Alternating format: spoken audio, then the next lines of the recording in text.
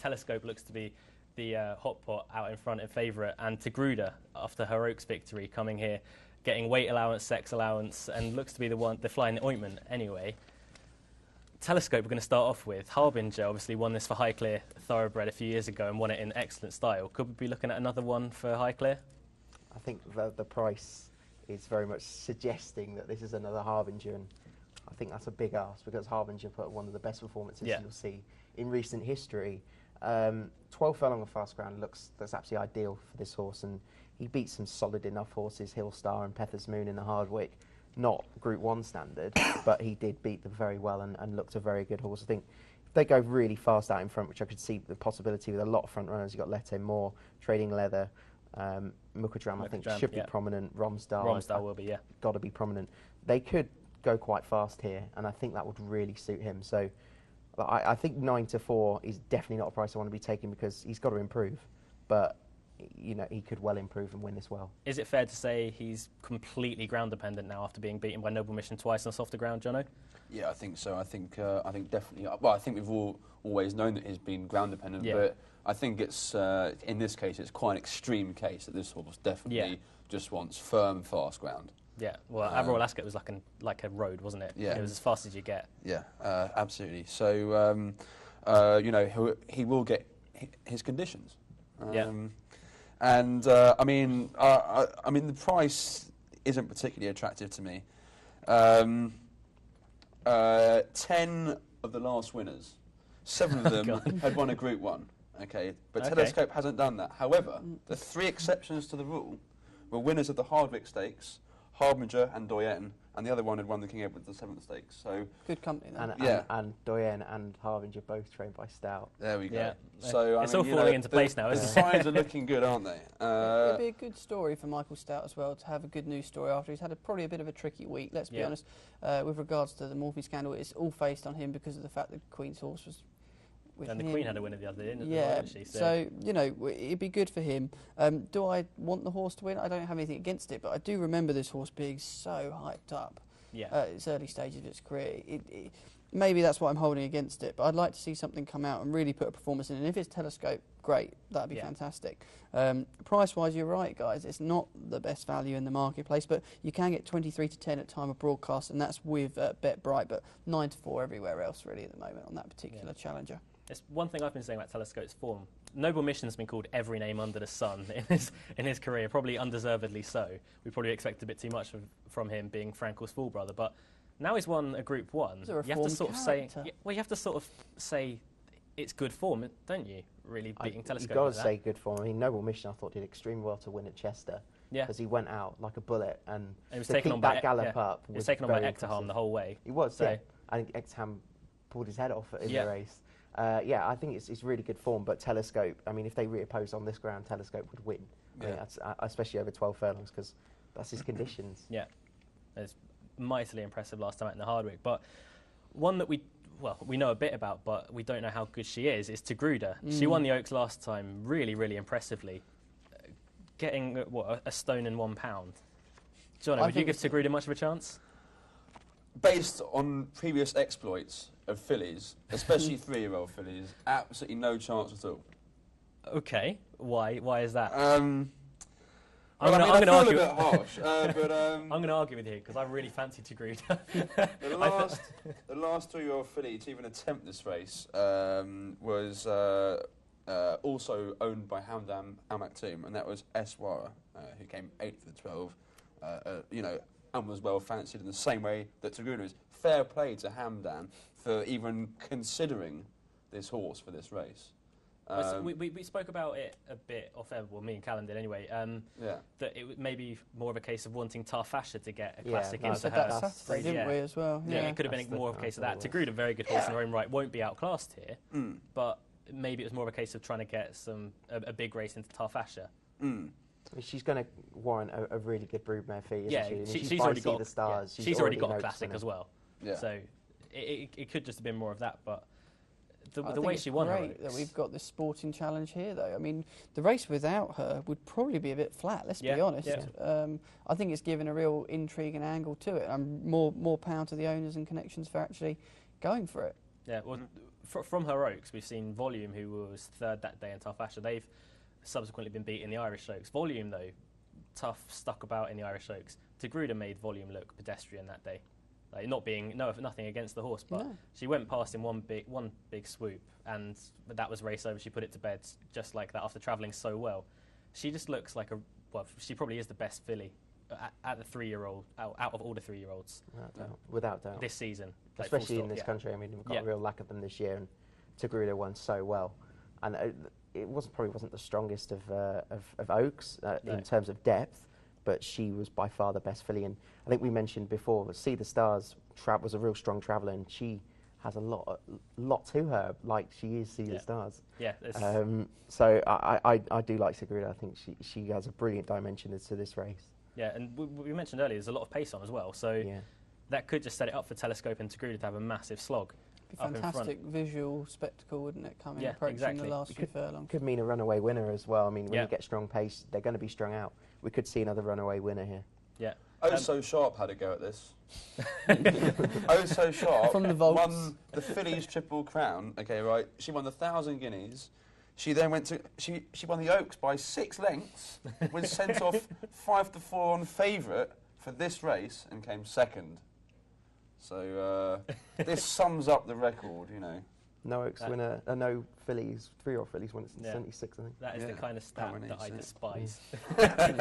Completely different horses. So it's completely different races, completely different horses. Do you know who won the race that year? Oh yes, yeah. It was a really famous horse. I can't remember. Should we come back to you? Yeah. We'll come back to you. Yeah, come back to me. But this year, it's a good race, but probably not a vintage renewal of the King George. We have horses that maybe this time next year we'll be sitting here thinking, okay, Telescope was an absolute shoo-in for that, or Tegruda was an absolute shoo-in for that. But at the moment, we've got a few that are a bit more exposed, like some Mukadram, Trading Leather, Magician. But then we've got the 3-year-olds down the bottom, Eagle Top, Romsdal and Tegruda, and throw in Telescope to that as well, who really could be anything. I think it's a great lineup. I mean, it's fascinating. I mean, there's so much to think about, so many different angles you can look at this from. And so many different types of horse. I think it's going to be a proper spectacle, and it's great. It's great to have a race like this, the King George has still fallen under the radar a bit in the last few years. And I think when you look at the winners, though, why? It's such a great race, This year's arguably a little bit weaker, but at least we have the intrigue and a plot to it, which is what you need. We haven't had a Daydream in being accidentally left in the race and goes on and wins it. Best secretary error ever, exactly, I think. Exactly. But we've mentioned the pace angle, so we're going to move on to maybe a couple that will cut out of the pace. The Eclipse winner, we've got Mukadram in here that tackles 1.5 miles for the first time in his career. Would you have any stamina doubts about Mukadram staying 1.5 miles, Callum? A little bit. I'm looking at his pedigree. Dam's a half-sister to Kirklees and Mastery, who both stayed really well, particularly Mastery, so that's less of a doubt. But it's just the way that he goes out in front and likes the front run. Can he hold out? It was different tactics, though, in the Eclipse. OK, it probably wasn't the strongest run event, but they had somewhat that was pacemaker for him that day, and just sat in third, second throughout, just had a fairly easy time of it and picked it up when he wanted. And he wasn't stopping at the end of the Eclipse either, was he? No, that's what question I wanted to put to everyone. How is he going to be ridden? Is he going to be ridden prominently, or is he going to be ridden to try and get the trip? And if he's ridden to try and get the trip, then I think that's him beat. I think that's him beat. Yeah. I really do. But I mean, if there's going to be a lot of pace on, potentially, with Trading Leather and the pacemakers, that could mean that it might not play to suit anyway. I think it's a freebie for this particular horse, given what everyone said about its winning the previous race, which I think is quite harsh, really. I was amongst the other people cursing some of the jockeys at the back of that pack that weren't moving nearly quickly enough for my John is coming in. John is coming in. That's the whole point of a front runner. Yeah. I mean, that's what they do. They try and catch the others out. I mean, and it was very successful. But do you not think that detracts to the horse's actual achievement of winning the race a little bit? And do you think that plays into the jockey? Okay, it's a different jockey this time, but do you think that's going to play into the tactics mind? Do you think they're going to? How would you run this horse if it was yours? Me, definitely run from the front. Exactly the same. It's successful. Well, he's tried being held up twice and it hasn't worked. Exactly. It's a horse that likes to go from the front, and I've always backed this horse. I keep like. I so many times. I absolutely adore the horse. Same here. I kept backing each way, thinking it's going to win one day. It's going to win one day. Yeah, this before this season, I was like, if there's one horse that can win a Group 1 this year, I really want it to be Mukadram. Yeah, same. And I was ecstatic when he won the Eclipse without my money on him. I was on. Yeah. I was still ecstatic for the horse himself, but. That day he beat Trading Leather, who is arguably better over this trip. I was on Trading Leather as well. Did you have the forecast? No, I didn't. No. Why not? Why not? I was about to say afterwards, thinking, the forecast, that would have been a good idea. But, I mean, I actually never in a million years thought that they'd come first or second. Well, I've been saying all week that I think Mukadram and Trading Leather are too big, but didn't back either of them. And I think I went for Verrazano, who was last. But Trading Leather, again, is probably one that's going to go from the front. At Newmarket, first time out this season, held up, absolutely hated it. Returned to sort of being prominent in the Eclipse and thrived on it. Came second and closing a little bit on Mukadram at the end, but Mukadram wasn't really tiring. Trading Leather over the further trip, you imagine, would bring out a bit more improvement about him, Callum? Yeah, 12 furlongs is without doubt his trip for me. I mean, his best form is over 12 furlongs. Irish Derby, winner second in this race last year, beaten 5 lengths by Novelise, again in a very strongly run race. And that was at a 3-year-old as well. He just strikes that he is the kind of horse that's just going to get better. To improve, I think he can overturn the form of Mukadram over this trip. Yeah.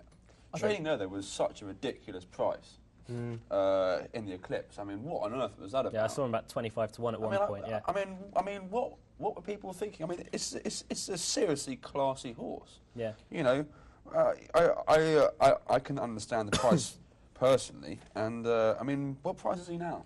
If you're looking for the two, I mean, together they're both double-figure prices. I mean, you can get 12s quite easily about either of them. With most bookmakers, you've got 14's best price, Trading Leather with William Hill, and Mukadram best price 14's with Bet Bright. But my point would be, if you like these sort of horses and you think they're going to go from the front, have a play in running potentially. You know, because I wish I'd done that with Mukadram at Royal Ascot. If you see the distance and they're suddenly, Ryan Moore's having a go and they're not closing, you're going to be laughing potentially. And they've got a real price-wise feel to both of those. I wouldn't be surprised. So if you like them, I would definitely get your money down earlier on, because I think they'll shorten. I think that the market will get a bit compressed.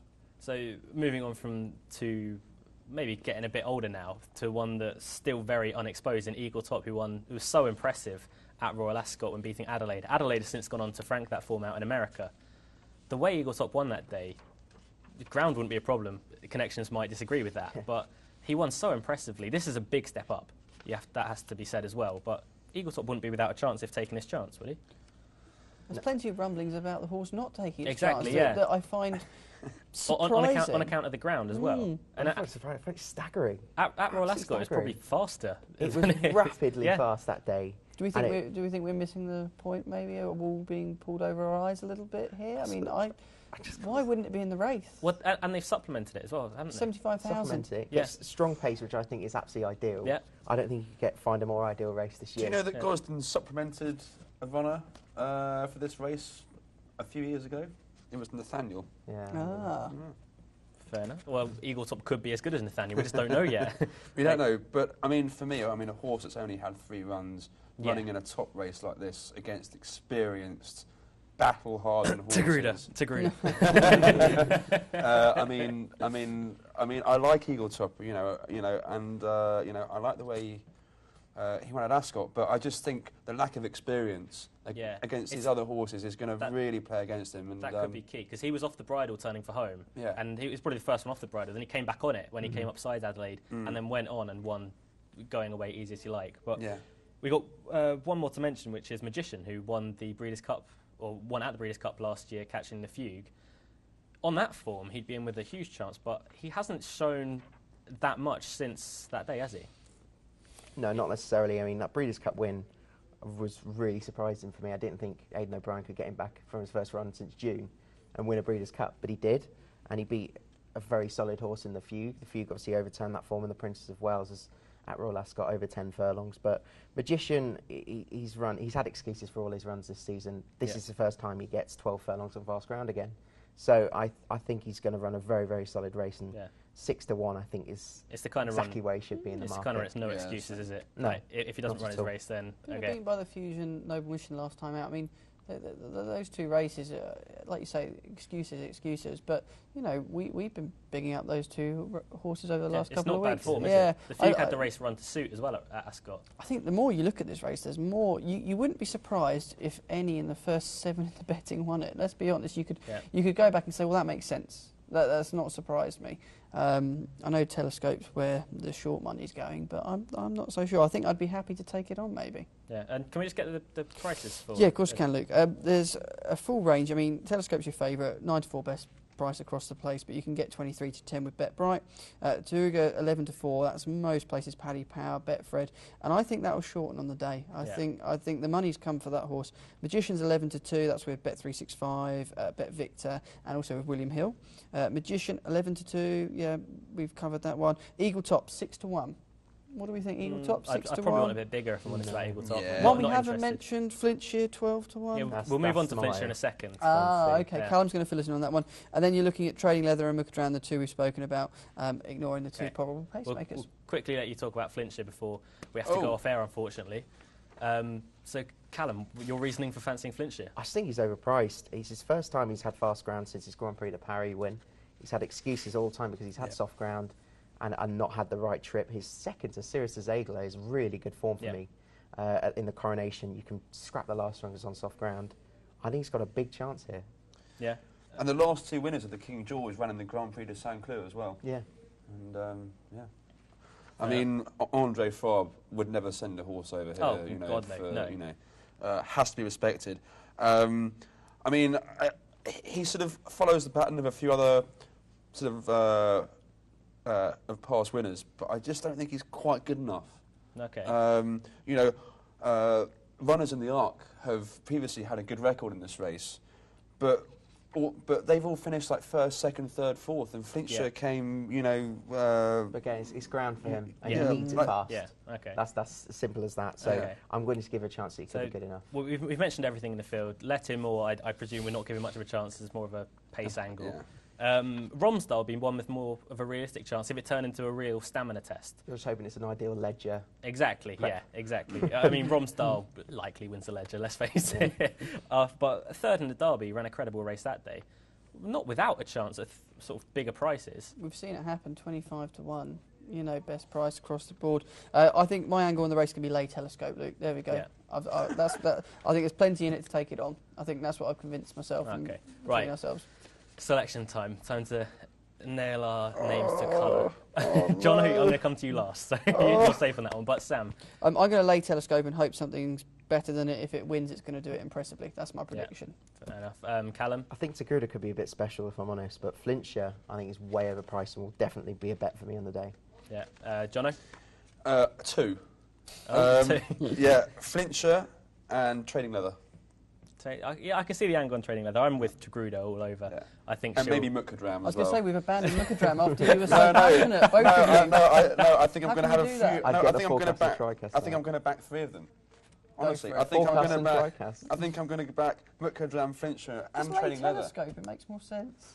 No. That's not fun, is it? There's no fun in doing that. Exactly. I want a thrill. Well, I'm with Tagruda and hoping that she is as good as I think she is. And I also think she'll run a huge race in the Arc as well. But on each way front, I agree with you on Trading Leather. Yeah. Thank you very much, guys, for coming in. Any of you going racing anywhere this weekend? Newmarket Saturday, I think. I have a lovely wedding to go to, so I'm having a week off. Oh, God, don't start on that. I missed the Oaks because of a wedding. Oh. But thank you very much for joining us today, guys. Don't forget to join us on Saturday here on Bet Racing Nation, where we're going to be talking about the King George and all other races that day. Please join us on Saturday at 10 o'clock, Sky 212.